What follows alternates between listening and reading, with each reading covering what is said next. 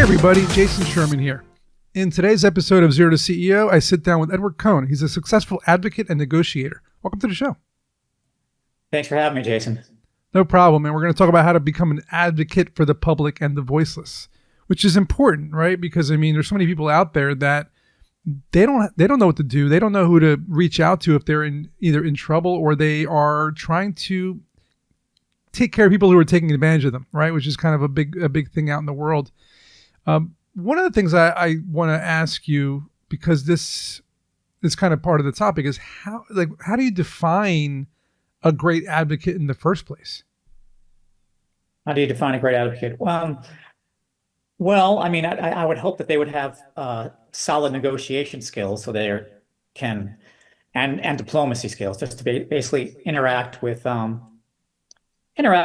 people, you know, in a confident, calm manner and respectful manner, which some people let their emotions get, in the way of things in that type of situation. But so for me, I mean, I've always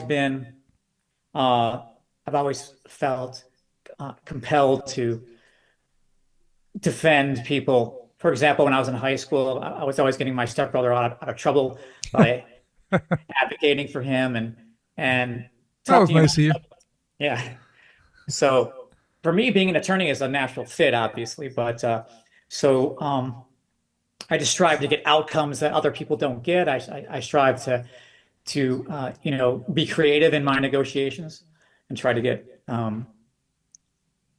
unique and outstanding outcomes for my clients. Yeah, and you mentioned like emotions get in the way, but emotions play a part because, I mean, empathy is something that you have to do. You have to feel for the people you're, working with, and you have to kind of put yourself in their position almost, right? In like an authentic way. So Yeah. is that like a big role? Huge. That's huge. And I'm glad you mentioned that. I was going to mention that as well. Yes, I mean, authentic empathy is essential. I guess people who have difficulty doing that can fake it until they make it, until it becomes more natural. I don't fake it. It's all real with me. I have abundant compassion for somebody's situation. And as you mentioned, I try to empathize and put myself in their position and say, what is this person feeling? The stress, what are they going through? What are they hoping for? And so for me, my clients have always mentioned that they appreciate how compassionate I am about situations and about their issues, and it is real. So it's a genuine. Because you said a very popular startup phrase, "Fake it till you make it." Like a lot of like Bill Gates famously faked it when he built DOS. He really kind of cobbled together somebody else's software, and then that's how Microsoft started, right? He faked it. But when it comes to emotions and like feelings and like being authentic with someone, that's the complete opposite of faking it till you make it, right? I mean, you really shouldn't do that. So like I totally get that about what you're saying. And you mentioned something interesting too, how being like really a really good defense attorney, or being a good person in general, is like understanding what someone is going through. Like, how do you do, like, you have to be an attorney, right? But how do you also kind of separate yourself from that to really be, good at understanding where they're coming from? That's obviously a good question. I think it goes back to I think empathy and compassion have to be genuine and authentic. But I've certainly had that question before on other podcasts, and I try to stress how important it is to be authentic. But some people, they find it difficult to empathize with a particular client, so they have to force themselves to put themselves in the situation. I find it very natural, because I would, I look at a client like, well, if this person was a member of my family or a cousin or a close friend. There you go. I like that. How would I feel about their situation? And see that now you're talking, right? So now you're like figuring out a way to like get around the situation, because that's a tough situation, right? So yeah. and also you're trying to build trust with them, right? Mm-hmm. I mean that's kind of the way you get in the door is by doing that, right? Yes, exactly. You got to build trust and confidence so that they feel that it's legitimate. They trust you. They put their case in your hands. So essentially, they're putting their life in your hands because to them, it's a whatever it is, it's a huge deal. Yeah. And And it could potentially so take years out of their life. It's very stressful. yes, exactly. So yeah, I mean, I try to look at them, uh, as if they were, as I said, a friend or family member. Friend or And family member. I like that. That makes a lot of sense. I mean, that translates into business too. Like when you're working with employees or coworkers or co-founders of a business, which is really what people are here for, is the fact that if you put yourself in the shoes of someone as if they're your family member, you treat them a little bit more, a little closer to you, then you're right. They'll trust you more. The confidence is there.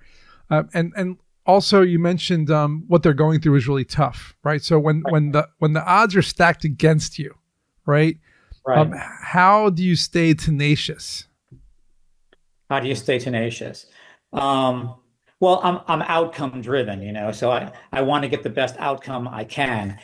I truly enjoy and revere the feeling of doing something for getting somebody an outcome that they would not have gotten otherwise.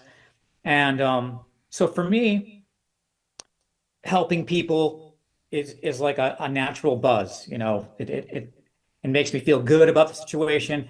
As you mentioned, trying to look at their particular situation, knowing that it's going to be difficult and stressful for them, and knowing that I'm outcome driven. So I want to get the best outcome. It's legitimate. It's not just, a game to me. It's sincere and serious.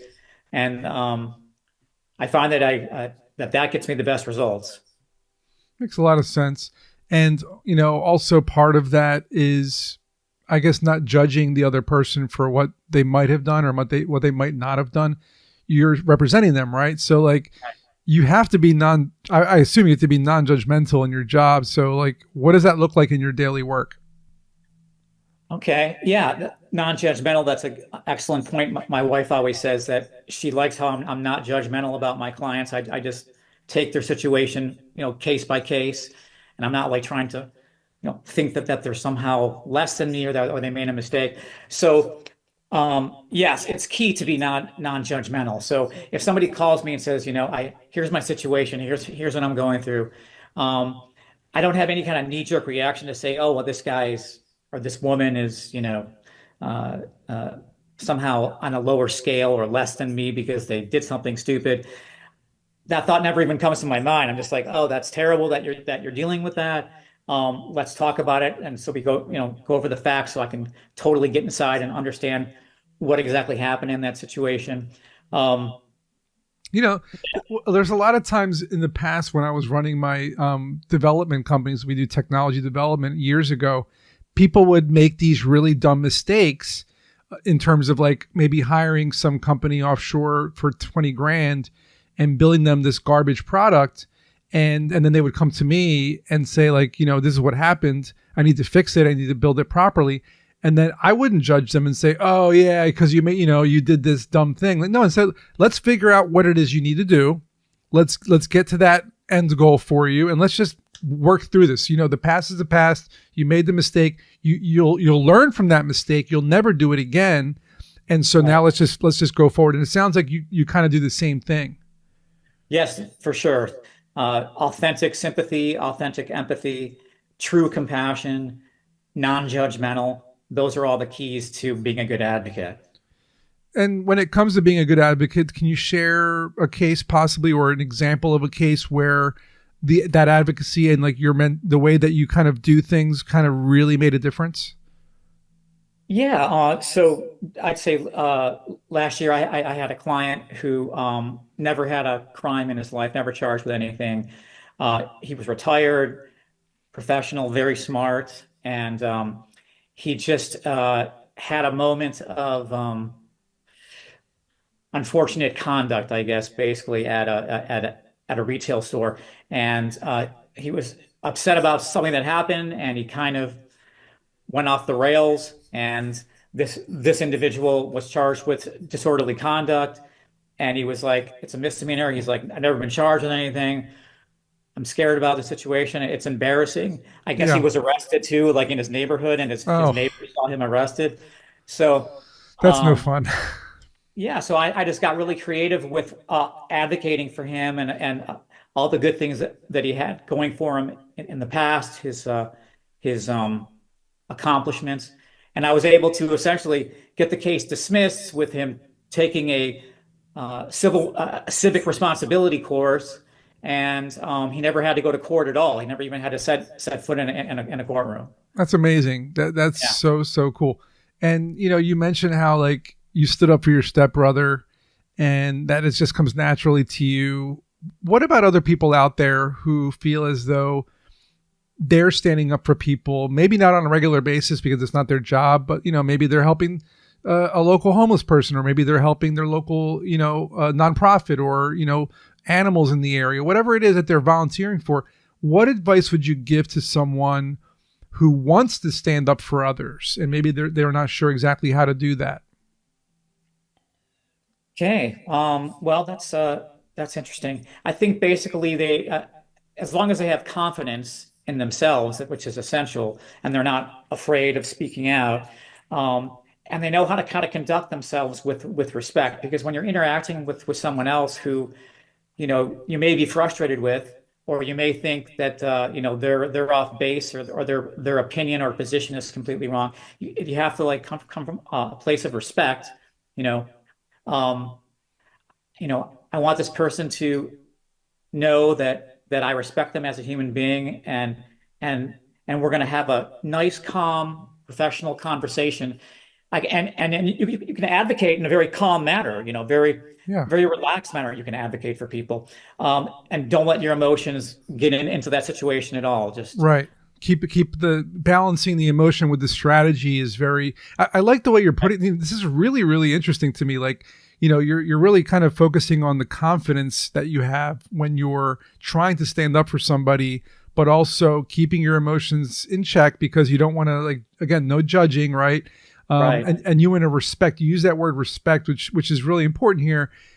We don't know what the situation is that this person or organization or whatnot is in, but by keeping that modicum of respect, right? It's right. really you're really putting yourself above what the judgmental people are doing. I love that answer. Such a good answer. And it sounds like you really love what you do, and that's super important. So, I mean, how many years have you been doing this? And during all those years, what has kept you passionate about what you do through all this time? So I've been an attorney for 22 years. I'll be 23 in November. Wow. So and I mean my right out of the gate when I graduated law school and got and passed the bar and everything, I began to do this type of work. Uh, and So for me, as I said, it was a good fit. You got to have a thick skin.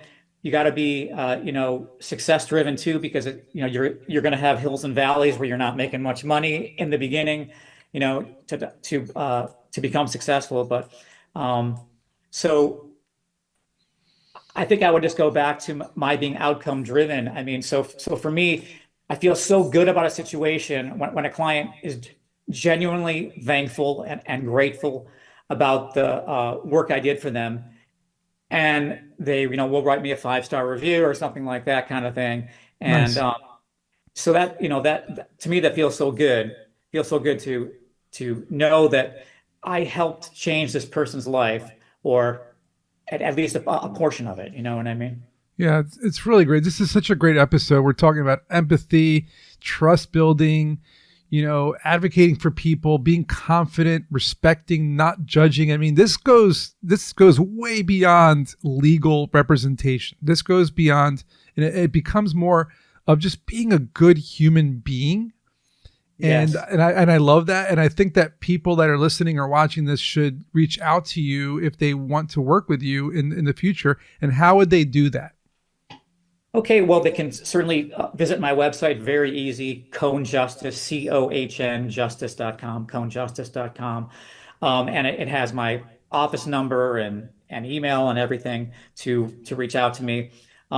If for some reason someone's charged with something and they, get my receptionist and I'm unavailable, they can just leave a message. I will definitely call them back, and you know, um, and know that I look forward to helping them out of a situation. Most of my clients today, um, present day, are mostly misdemeanors. I do have some felony clients as well, but those are the most common so far that have been happening for the first half of this year. Yeah, and So it that's sounds like getting them, written off or dismissed sounds like the way to go, guys. And so if you want someone empathetic, respectful, non-judgmental, confident, and he knows what he's doing, reach out to Edward Cohn on his website, and he will help you. And I appreciate it. Hope you guys learned something, and we'll see you guys in the next episode.